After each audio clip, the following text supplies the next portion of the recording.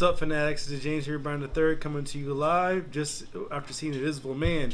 And I have a super special guest with me today.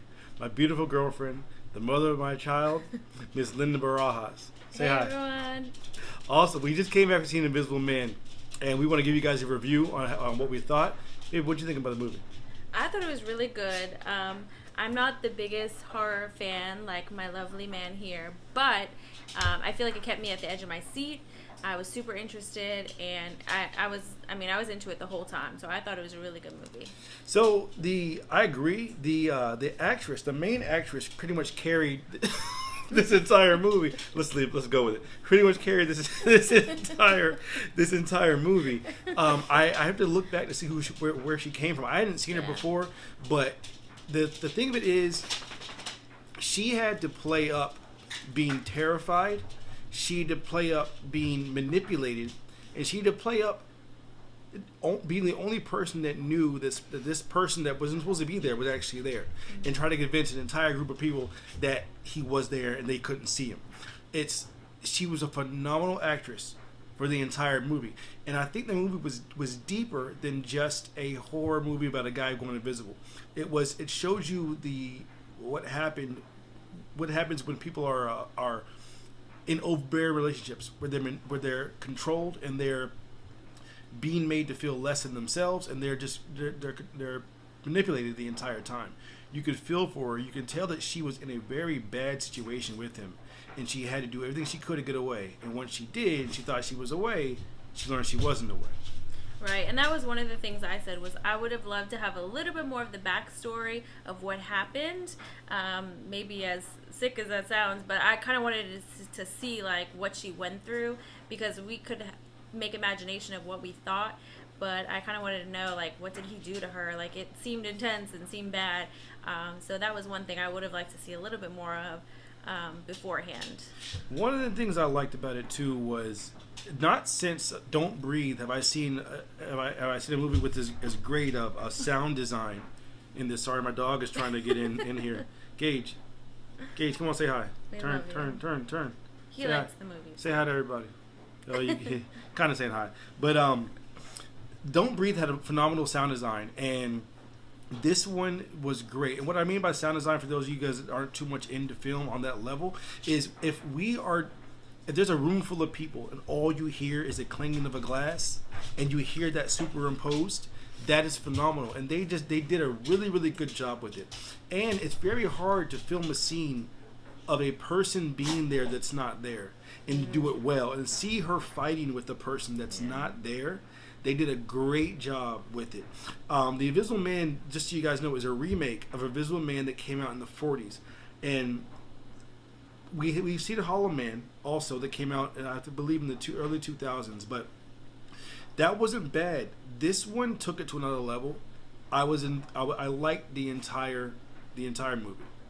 Anything else you want to say, baby? Yeah, I feel like from the beginning I was hooked at the there was a scene where we got kind of a jump scare by the dog's food dish, and from there, that was like 10 seconds in, I was like, oh, okay, all right, and I was attached, and I was watching and on the edge of my seat, ready to see what was happening next. So, and she did a great job, not only at the beginning, but throughout the whole movie. I haven't seen her in another movie, but she did an amazing job with kind of showing the reality of having this experience of trauma and mental illness and just all of that, PTSD, whatever she was going through. She did a really great job of showing all of that and the realism of it. And the movie also did a great job at the end of showing kind of the realism of being in a mental health institute.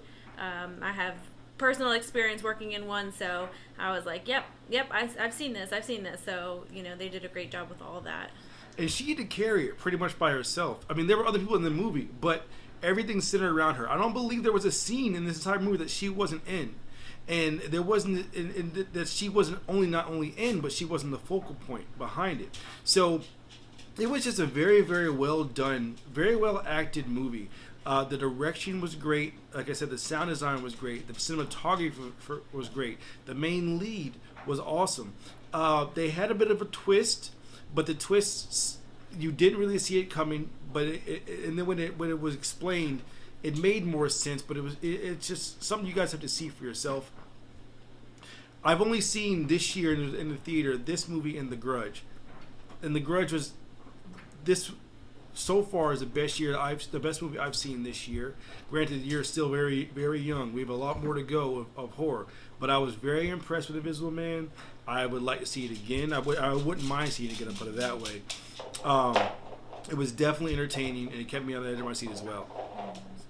Yeah, I think beyond the jump scares, it was just kind of like the story was intricate. It was emotional. Like you were attached to it. It was beyond just jump scare. It was kind of like it was the emotional attachment of knowing what she's been through, to seeing the jump scares of all the fights and the Invisible Man and the slashers and all of that part of it.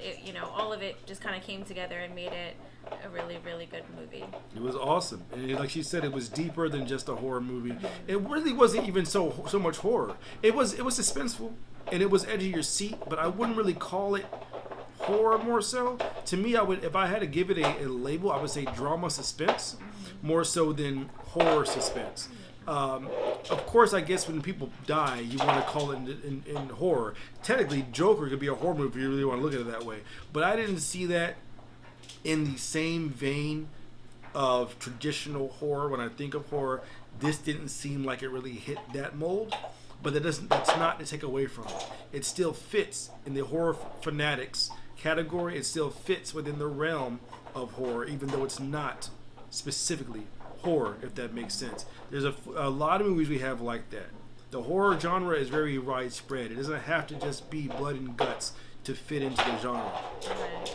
But it was well done. Did you feel like did you have any knocks to it at all? Like things that you feel like, this could have been better?